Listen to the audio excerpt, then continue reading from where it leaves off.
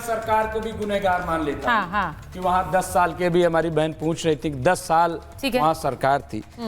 UP में 8.5 साल योगी जी की सरकार हो गई। ये बताएं कितने निकाले गए। अच्छा। अभी कह रहे हैं एटीएस आपका निशाना फिक्स रहता है, योगी आदित्यनाथ और यूपी सरकार, है ना? नहीं, हम यूपी, चाहे डिबेट दिल्ली पर भी हो, किसी और राज्य पर हो, टारगेट योगी आदित्यनाथ। यूपी के हमें तो बात नहीं करेंगे। दूसरा चलिए गुजरात में बताएं कितने निकाले गए। हाँ। और आ जाइए आसाम में बहुत दिन की सरकार हो गई है, वहां कितने निकाले गए।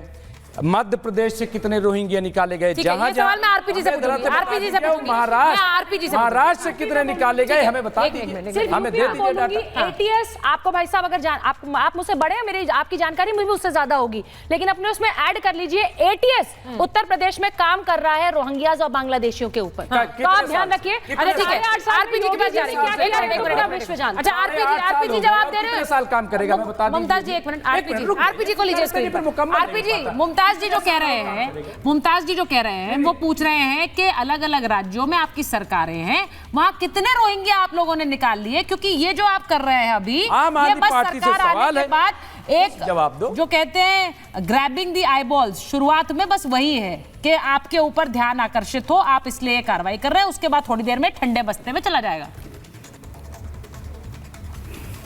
मैं कह रहा हूं रिजवी साहब, पहले मैं आपको रेखा गुप्ता के बारे में बता दूं। हाँ, ठीक वो है। ऐसी बहन है जो किसी विषय को अगर पकड़ ले तो घर तक छोड़कर आएंगी, समझ लीजिए बात को। वो ये नहीं कि आज इशू चला और कल सो जाएंगे, ऐसा होने वाला नहीं।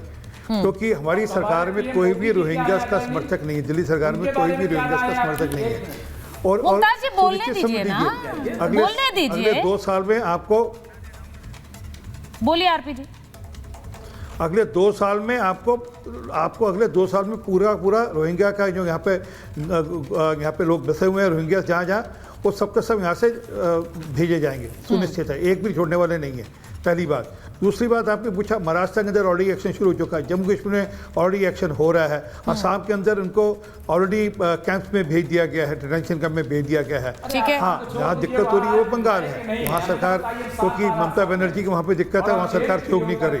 तो इसलिए चिंता मत करिए, जहाँ जहाँ हमारी सरकार है वहाँ पर एक्शन ऑलरेडी वहाँ की सरकारें कर रही हैं, और यहाँ की दिल्ली सरकार भी एक्शन सुनिश्चित, जिस तरह से एक्शन शुरू हुआ है, ये अगले कुछ दिनों में आपको खूब अच्छा दिखेगा कि यहाँ से रोहिंग्या आइडेंटिफाई हुए। ये अमुतुल्ला खान जाकर ये नहीं कह सकता कि हाँ मैं 10,000 रुपये दूंगा, मैं इनके राशन कार्ड बनाऊंगा, मैं इनके आधार कार्ड बनाऊंगा। मैं एक बुनियादी सवाल पूछ रही हूँ, और मैं अपने सब पैनलिस्ट से वो सवाल पूछना चाह रही हूँ। दिल्ली में जो एक पैटर्न है, आज जो ऐलान हुआ 2500 रुपए दिए जाएंगे और 2500 के ऊपर एक मोहर लगा दी कैबिनेट की बैठक में। अलग अलग राज्यों में दुष्यंत जी हमने देखा है, अलग अलग राज्यों में संजीव जी, जहां जहां सरकारें बन रही हैं वहां पर महिलाओं को लेकर ऐसी योजनाओं का एक बड़ा रोल है।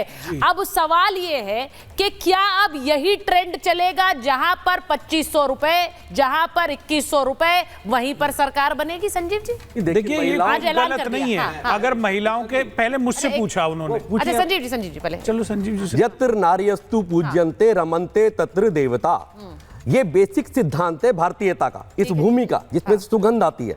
और उसको, भारतीयता को अपनाने वाला जो आइडियोलॉजी है, जो विचार परिवार है, वो इसको इंप्लीमेंट कर रहा है। तो क्या गलत है उसमें? हाँ, उसके लिए उन्होंने नीति बनाई है, कौन कौन लोग उसमें आ सकते हैं, क्या इनकम टैक्स पे ही आ सकते हैं, क्या एक स्तर से ऊपर के लोग आ सकते हैं। तो मुझे लगता है कोई गलत नहीं है ना। ग्रह मित्याहु गृहिणी गृह मुच्यते, ईट रोड़ी बदरपुर गारे से घर नहीं बनता, महिला घर बनाती है। तो ये कॉन्सेप्ट जो है, जब भारतीयता का, अच्छा ये ठीक है भूमि बाहर है, इसलिए बताइए जो है आपकी भी जो सरकारें जहां बन रही है, आपकी भी जहां सरकारें बन रही है भाई दुष्यंत जी। हाँ, कर्नाटक की सरकार 3000 रुपए महालक्ष्मी योजना में दे रही है, बहुत अच्छी बात है। दिल्ली की भी दे और अच्छी बात है। महिलाओं का सशक्तिकरण होना चाहिए, लेकिन सरकार को सशक्तिकरण सिर्फ पैसे देकर हो रहा है नहीं, पैसे देके भी किया जा रहा है, ये ठीक है।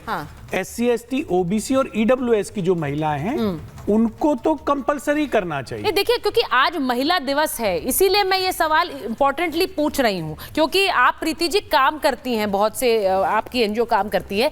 मैं ये पूछ रही हूँ कि महिलाओं को सिर्फ क्या पैसे का एक प्रलोभन देकर ही क्या चुनाव जीते जाएंगे? क्या ये जो एक परिपाटी शुरू हुई है, ये सही है, गलत है? बस जल्दी से इस पर रिफ्लेक्ट कोई भी फ्रीबीज देके आप किसी का जीवन उद्धार नहीं कर पाएंगे। लेकिन मैं ये जरूर मानती हूँ कि जो ऐसे लोग हैं जो कहीं ना कहीं से शोषित हैं, वंचित हैं, जिनको जरूरत है, उनको आप सपोर्ट सिस्टम की तरह से 2500 रुपए दे सकते हैं, लेकिन सिर्फ इस 2500 के बिना पे उनकी एजुकेशन पे नहीं काम करना या उनकी, क्योंकि इन फ्रीबीज पे तो अटैक करते थे, आज सारी सरकारें दे रही हैं। आपको उनके साथ पैरेलली उनकी एजुकेशन पे, उनकी हेल्थ पे, उनकी नौकरी पे, उनकी भागीदारी पे समाज पे, उस पे इक्वली काम करना पड़ेगा। हाँ, इस 2500 को प्रलोभन की तरह नहीं यूज कर सकते, सपोर्ट सिस्टम की तरह जरूर। लेकिन एक मिनट दुष्यंत जी, लेकिन मुमताज जी देखिए, ये जो एक ट्रेंड बन गया है पैसे का, मैंने उस पर मैं इसलिए भी कह रही हूँ क्योंकि हर कोई वादे तो कर रहा है, लेकिन यहाँ पर ये दिल्ली की सरकार अपने आने के 3 हफ्तों के अंदर अब ये जारी करने की बात कह रही है। ये भी एक तरह की अकाउंटेबिलिटी है।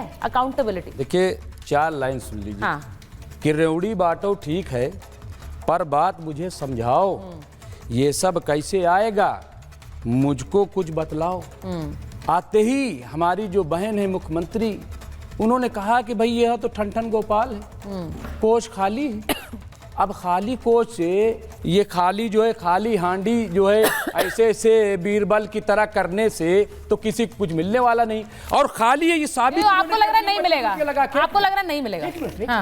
जी मैं पूछ रहा हूँ, मिले आप तो हर किसी के बारे में पूछते रहते हैं ना। दिक्कत आपके साथ ये है, खाली है, आप कंट्रोल नहीं करते। 25 रुपया लगा दिया, सबकी बारी में आपको बोलना है, अपनी बारी में दूसरे ना। अरे कमाल हो गया, तो दोगे कैसे, भरोगे कैसे, मैं बताओ। 25 रुपया लेकर के, यानी उन्हीं मियाँ की जूती मियाँ का सर, मियाँ की जूती मियाँ का सर, मतलब 25 रुपया पार्क हमारी बहनें जाती थी जो बीमार थी, पार्क अच्छा बन गया, वहाँ जाकर कसरत कर रही थी। ठीक है, मेरे पास समय नहीं है, मैं बस ये कहना चाह रही हूँ, एक सेकंड। देखिए, एक नया मॉडल है, ये मॉडल कितना हिट होगा, कितना चलेगा, ये एक नई शुरुआत दिल्ली से क्या करने की कोशिश की है कि आने के 1 महीने के अंदर, अरे भाई मुमताज जी प्लीज होल्ड, आने के 1 महीने के अंदर अगर इसकी शुरुआत कर दी गई है तो क्या ये भी एक नया मॉडल है, सीधा अकाउंटेबिलिटी का मॉडल है? इस पर विचार कीजिए। बहुत बहुत धन्यवाद आप सब।